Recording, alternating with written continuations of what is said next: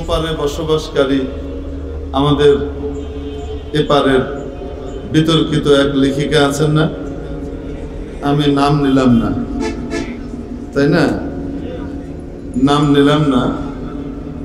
ইনি বিদেশে, ওনার সাথে বিভিন্ন কবি, সাহিত্যিক, লেখক, মানে উনি অনেক কথিত উদার না, কাউকে মানা করতে পারেন না। সেই হিসেবে যাদেরকে মোটামুটি একটু ভালো লেগেছে, যারা কাছে আসতে চেয়েছে, অবাধে আসতে দিয়েছে। তো দেশের বাইরে গিয়ে তো তারা যার যার মতো একে একে ওনাকে সিস্টেম করেছে। উনি খুব আক্ষেপ করে লিখেছেন, দেশে যখন উনি ফিরছেন এয়ারপোর্টে, ওমা, কেউ ওনাকে যেন চিনতেই পারছে না।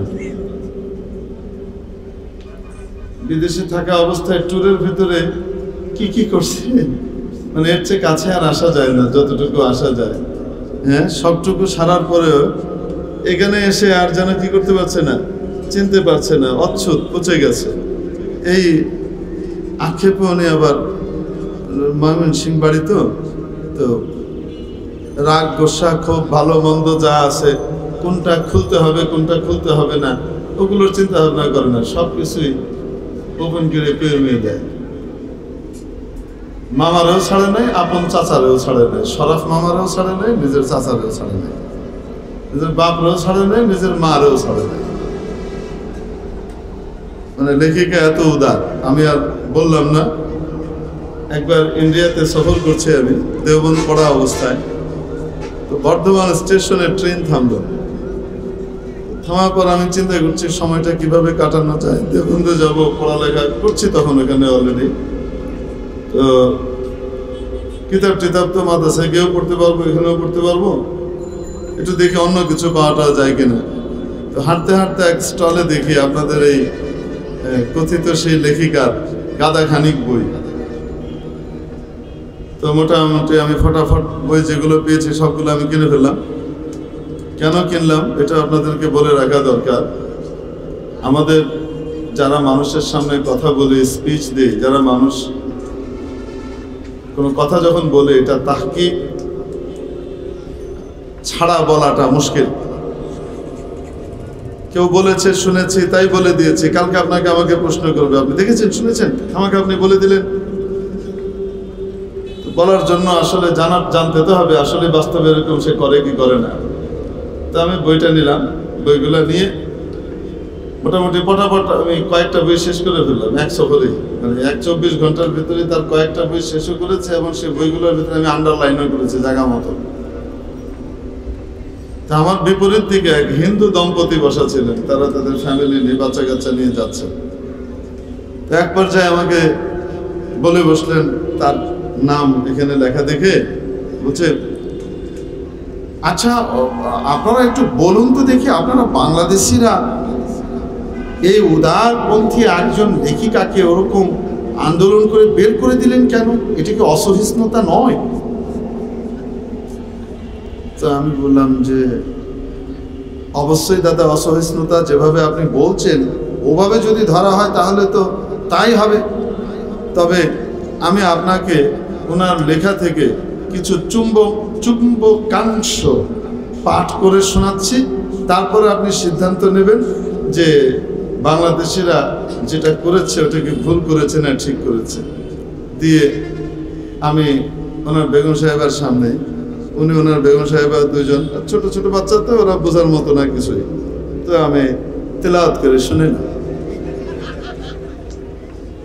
এই যে আমি আন্ডারলাইন করছি না পটাপট, মানে আমার সাথে সাথে মনে হয়েছে আল্লাহ, আমি যেখানে পয়সাগুলো দিছি এগুলোর এক এক টাকাতে যে 700 টাকা করে সব কম নিয়ত করছিলাম, এই নিয়ত কাজে লেগে যাচ্ছে, আল্লাহ নগদেই দিচ্ছে আমার। আমি পটাপট একটা একটা করে উল্টাচ্ছি আর ওইগুলো পড়ে যাচ্ছে।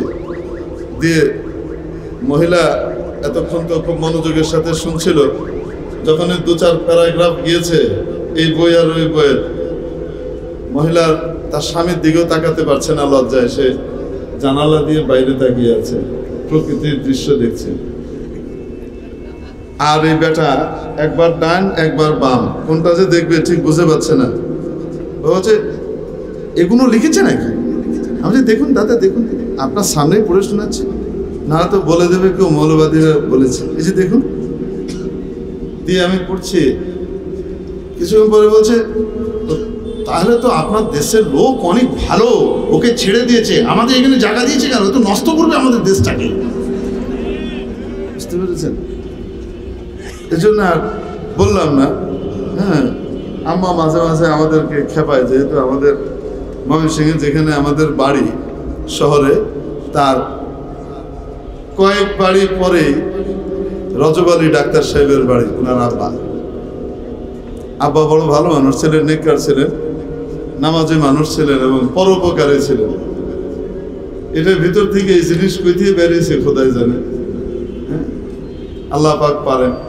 নূহ আলাইহিস সালামের পেট থেকে যদি কেনান বের করতে পারেন, তো রজব আলী ডাক্তারের পেট থেকে এরকম কি বলবো আসলে, বিকৃত মস্তিষ্ক বলবো না অন্য কিছু বলবো নাকি হতাশ বলবো জানি না, যেটাই হোক না কেন আল্লাহ তো বের করতেই পারে।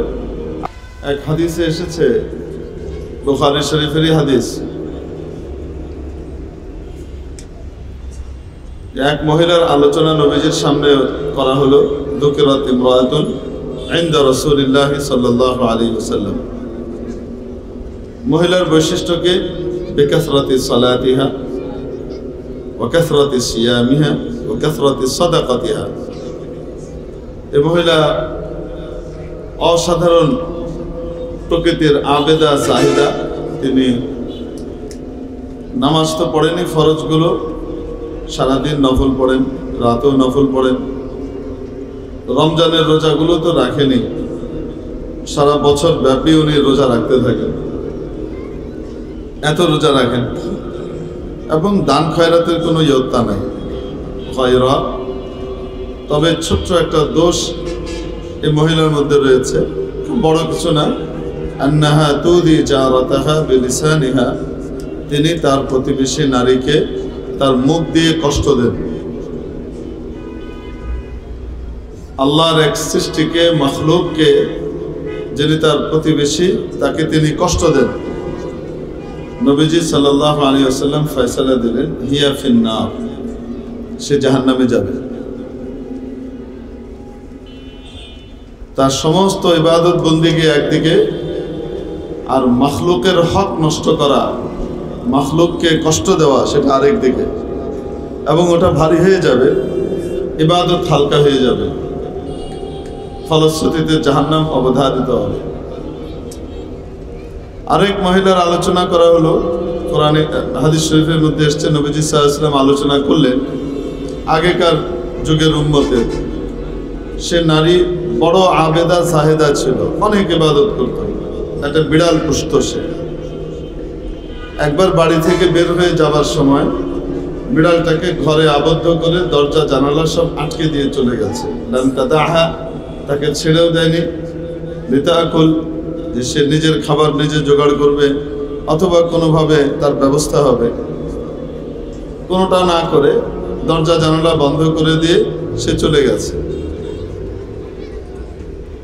তারপর সে ফিরে এসেছে যখন, ইতিমধ্যে ক্ষুধার তাড়নায়, জঠর জ্বালায় ছটফট করতে করতে করতে করতে এই বিড়ালটা মারা যায়।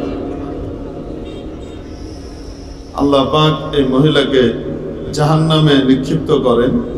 কেন? সেই বিড়ালকে, সৃষ্টিকে অযথা কষ্ট দিয়ে হত্যা করেছে।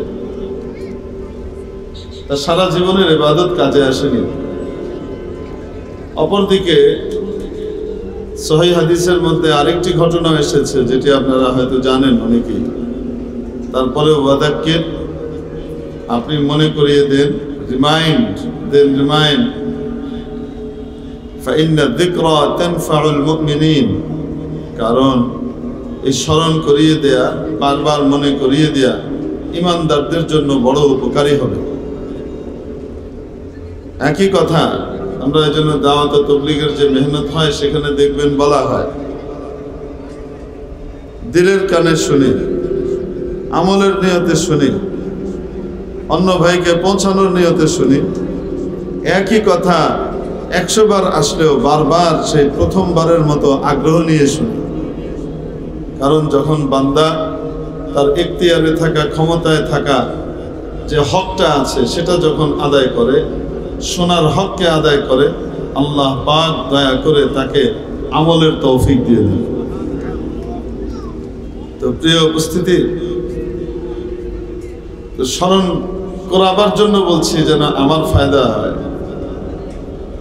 যে এক মহিলা পাপিষ্ঠা ছিল, নিজের শরীরের বিনিময়ে অর্থ উপার্জন করত,